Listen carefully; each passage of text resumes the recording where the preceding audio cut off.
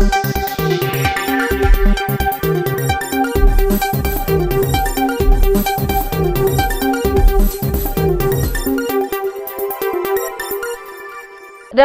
ಈ ನ್ಯೂಸ್ ಟಿವಿಯ ಸ್ಪೀಡ್ ನ್ಯೂಸ್ಗೆ ಸ್ವಾಗತ.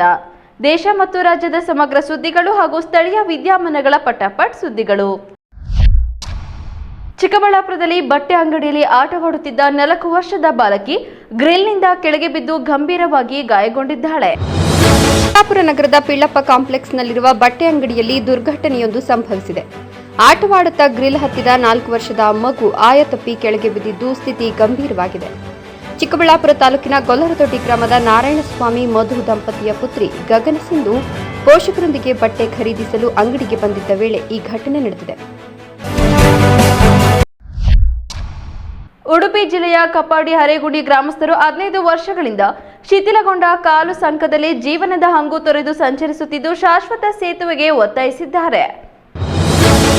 ಚುನಾವಣೆ ಬಂದಾಗ ಮಾತ್ರ ಜನಪ್ರತಿನಿಧಿಗಳು ಗ್ರಾಮಕ್ಕೆ ಬರ್ತಾರೆ, ಭರವಸೆಗಳ ಸುರಿಮಳೆ ಸುರಿಸುತ್ತಾರೆ. ಆದರೆ ಚುನಾವಣೆ ಮುಗಿದ ಬಳಿಕ ಗ್ರಾಮದ ಸಮಸ್ಯೆಗಳನ್ನು ಮರೆತು ಬಿಡುತ್ತಾರೆ ಎಂಬ ಆಕ್ರೋಶ ಉಡುಪಿ ಜಿಲ್ಲೆಯ ಬೈಂದೂರು ತಾಲೂಕಿನ ಕಾಲ್ತೋಡು ಗ್ರಾಮ ಪಂಚಾಯಿತಿ ವ್ಯಾಪ್ತಿಯ ಕಪ್ಪಾಡಿ ಅರೇಗುಂಡಿ ನಿವಾಸಿಗಳಾಗಿದ್ದು, ಕಳೆದ 15ರಿಂದ 20 ವರ್ಷಗಳಿಂದ ಮುರಿದು ಶಿಥಿಲಗೊಂಡಿರುವ ಕಾಲು ಸಂಕವನ್ನೇ ನೂರಾರು ಗ್ರಾಮಸ್ಥರು ಜೀವದ ಹಂಗು ತೊರೆದು ಸಂಪರ್ಕ ಮಾರ್ಗವಾಗಿ ಬಳಸ್ತಾ ಇದ್ದು ಶಾಶ್ವತ ಸೇತುವೆ ನಿರ್ಮಿಸಬೇಕು ಅಂತ ಸರ್ಕಾರವನ್ನು ಒತ್ತಾಯಿಸಿದ್ದಾರೆ.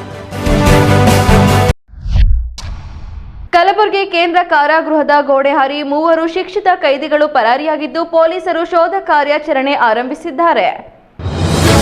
ಕಲಬುರಗಿ ಕೇಂದ್ರ ಕಾರಾಗೃಹದಿಂದ 3 ಸಜಾ ಕೈದಿಗಳು ಪರಾರಿಯಾಗಿದ್ದು ಈ ಘಟನೆ ಭಾರೀ ಸಂಚಲನಕ್ಕೆ ಕಾರಣವಾಗಿದೆ. ಮಂಗಳವಾರ ಮುಂಜಾನೆ ಸುಮಾರು 3 ಗಂಟೆ ವೇಳೆಗೆ ಜೈಲಿನ ಸುಮಾರು 15ರಿಂದ 20 ಅಡಿ ಎತ್ತರದ ಕಾಂಪೌಂಡ್ ಗೋಡೆ ಹಾರಿ ಕೈದಿಗಳು ತಪ್ಪಿಸಿಕೊಂಡಿದ್ದಾರೆ ಅಂತ ತಿಳಿದು ಬಂದಿದೆ. ಪರಾರಿಯಾದ ಕೈದಿಗಳನ್ನ ಮಸ್ತಾನ್, ಸಂತೋಷ್ ಹಾಗೂ ಸಾಗರ್ ಅಂತ ಗುರುತಿಸಲಾಗಿದೆ. ಮಂಗಳೂರಿನಲ್ಲಿ ಅಕ್ರಮವಾಗಿ ಭಾರತ ಪ್ರವೇಶಿಸಿ ಕೆಲಸ ಮಾಡುತ್ತಿದ್ದ 11 ಬಾಂಗ್ಲಾದೇಶದ ಪ್ರಜೆಗಳನ್ನು ಪೊಲೀಸರು ಬಂಧಿಸಿದ್ದಾರೆ.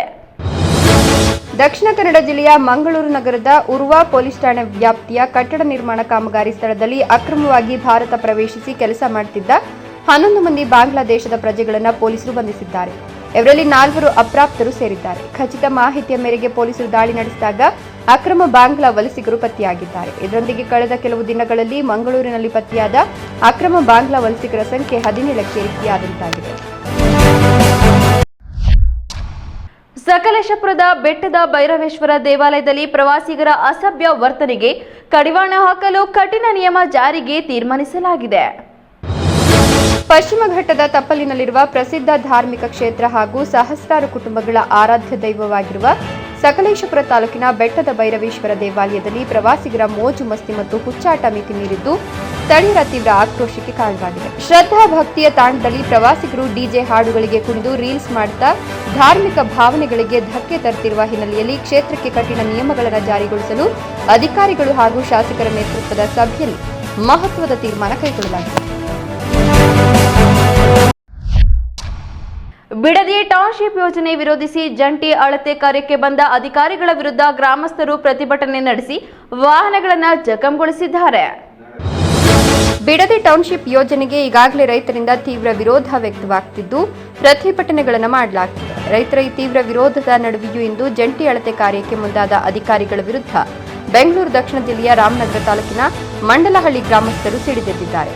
ಸರ್ವೆ ಕಾರ್ಯ ಮಾಡಲು ಬಂದಿದ್ದ ಅಧಿಕಾರಿಗಳಿಗೆ ಮಹಿಳೆಯರು ಪೊರಕೆಯಿಂದ ಹೊಡೆದಿದ್ದಾರೆ. ಅಷ್ಟೇ ಅಲ್ಲದೆ 2 ಕಾರುಗಳನ್ನು ಜಖಂಗೊಳಿಸಿದ್ದಾರೆ. ಉತ್ತರ ಪ್ರದೇಶದಲ್ಲಿ ನಡೆದ 2 ಪ್ರತ್ಯೇಕ ಕೌಟುಂಬಿಕ ಹತ್ಯೆ ಪ್ರಕರಣಗಳು ಸಮಾಜದಲ್ಲಿ ತೀವ್ರ ಆತಂಕಕ್ಕೆ ಕಾರಣವಾಗಿವೆ. ಉತ್ತರ ಪ್ರದೇಶದಲ್ಲಿ ಇತ್ತೀಚೆಗೆ ನಡೆದ 2 ಭೀಕರ ಕೌಟುಂಬಿಕ ಅಪರಾಧಗಳು ಸಮಾಜವನ್ನ ಬೆಚ್ಚಿ ಬೀಳಿಸಿವೆ. ಆಗ್ರಾದಲ್ಲಿ ಅತ್ತೆಯ ಮಾತು ಕೇಳಿ ಮಗನೊಬ್ಬ ತಾಯಿಗೆ ವಿಷ ಉಣಿಸಿದ್ರೆ ಬದೌನ್ನಲ್ಲಿ ಪತಿ ತನ್ನ ಪತ್ನಿಯನ್ನು ಕೊಂದು ಶವ ಸುಟ್ಟಿದ್ದಾನೆ. ಇಂತಹ ಕೃತ್ಯಗಳಿಗೆ ಭಾರತೀಯ ನ್ಯಾಯ ಸಮಿತಿಯಡಿ ಕಠಿಣ ಕಾನೂನು ಕ್ರಮಗಳಿದ್ದು ಕೌಟುಂಬಿಕ ಕಲಹಗಳಿಗೆ ಹಿಂಸೆಯ ಬದಲು ಕಾನೂನಾತ್ಮಕ ಕೌನ್ಸಿಲಿಂಗ್ ಪರಿಹಾರ ಅಂತ ಲೇಖನ ವಿವರಿಸುತ್ತದೆ. ಒಡಿಶಾದಲ್ಲಿ ಕೌಟುಂಬಿಕ ಕಲಹದ ವೇಳೆ ಪತ್ನಿ ಮೊಬೈಲ್ನಿಂದ ತಲೆಗೆ ಹೊಡೆದ ಪರಿಣಾಮ ಪತಿ ಚಿಕಿತ್ಸೆ ಫಲಕಾರಿಯಾಗದೆ ಮೃತಪಟ್ಟಿದ್ದಾನೆ. ಯಾರ ಸಾವು ಹೇಗಾಗಬೇಕು ಅಂತ ದೇವರು ನಿರ್ಧರಿಸಿರ್ತಾನೋ ಯಾರಿಗೂ ಗೊತ್ತಿಲ್ಲ. ಕೆಲವೊಮ್ಮೆ ಕಲ್ಲು ಬಂಡಿಯೇ ಮೈ ಮೇಲೆ ಬಿದ್ದರೂ ಅದೃಷ್ಟವಶಾತ್ ಪಾರಾಗಿ ಬಿಡುತ್ತಾರೆ. ಇನ್ನು ಕೆಲವೊಮ್ಮೆ ತಲೆಗೆ ಮೊಬೈಲ್ ತಾಗಿದ್ರೂ ಸಾವನ್ನಪ್ಪಿ ಬಿಡುತ್ತಾರೆ. ನಂಬಲು ಕಷ್ಟವಾದರೂ ಇದು ಸತ್ಯ. ಒಡಿಶಾದಲ್ಲಿ ಕೌಟುಂಬಿಕ ಕಲಹದ ವೇಳೆ ಪತ್ನಿ ತನ್ನ ಮೊಬೈಲ್ ಫೋನ್ನಿಂದ ಗಂಡನ ತಲೆಗೆ ಹೊಡೆದ ಪರಿಣಾಮವಾಗಿ ತೀವ್ರವಾಗಿ ಗಾಯಗೊಂಡಿದ್ದ ಪತಿ ಚಿಕಿತ್ಸೆ ಫಲಕಾರಿಯಾಗದೆ ಸಾವನ್ನಪ್ಪಿರುವ ಆಘಾತಕಾರಿ ಘಟನೆ ನಡೆದಿದೆ. ರಾಜ್ಯದಲ್ಲಿ ಹವಾಮಾನ ವೈಪರೀತ್ಯದ ನಡುವೆ 5 ವರ್ಷದೊಳಗಿನ ಮಕ್ಕಳಲ್ಲಿ ಕೈಕಾಲು ಮತ್ತು ಬಾಯಿ ರೋಗ ವೇಗವಾಗಿ ಹರಡುತ್ತಿದ್ದು ಆರೋಗ್ಯ ಇಲಾಖೆ ಎಚ್ಚರಿಕೆ ನೀಡಿದೆ. ರಾಜ್ಯದಲ್ಲಿ ಹವಾಮಾನ ವೈಪರೀತ್ಯಕ್ಕೆ ಇತ್ತೀಚೆಗೆ ಹಲವು ರೋಗಗಳು ಬರುತ್ತಿವೆ. ಮಲೆನಾಡು ಕರಾವಳಿಯಲ್ಲಿ ಮುಂಗಾರು ಮಳೆಯ ಆರ್ಭಟ ಇದ್ರೆ ಕಲ್ಯಾಣ ಕರ್ನಾಟಕದ ಹಲವು ಜಿಲ್ಲೆಗಳು ಮಳೆ ಬೆಳೆ ಇಲ್ಲದೆ ತತ್ತರಿಸಿವೆ.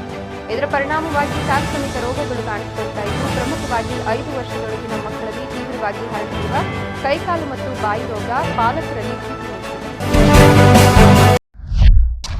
ಚಿಕ್ಕಬಳ್ಳಾಪುರದಲ್ಲಿ ನಡೆದ 2 ಪ್ರತ್ಯೇಕ ರಸ್ತೆ ಅಪಘಾತಗಳಲ್ಲಿ 2 ಮೃತಪಟ್ಟಿದ್ದು ಒಬ್ಬರು ಗಂಭೀರವಾಗಿ ಗಾಯಗೊಂಡಿದ್ದಾರೆ.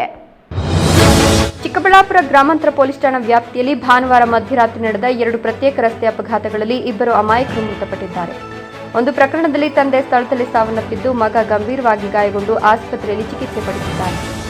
ಮತ್ತೊಂದು ಪ್ರಕರಣದಲ್ಲಿ ಅಪರಿಚಿತ ವಾಹನ ಡಿಕ್ಕಿ ಹೊಡೆದು ಬೈಕ್ ಸವಾರ ಮೃತಪಟ್ಟಿದ್ದು ಚಾಲಕ ಪರಾರಿಯಾಗಿದ್ದಾನೆ. ಈ ನ್ಯೂಸ್ ಟಿವಿಯ ಸ್ಪೀಡ್ ನ್ಯೂಸ್ ಜೊತೆಗೆ ತಪ್ಪದೆ ವೀಕ್ಷಿಸಿ. ಈ ನ್ಯೂಸ್ ಟಿವಿಯ ಮುಖ್ಯ ಸಂಚಿಕೆ ರಾತ್ರಿ 8:30ಕ್ಕೆ.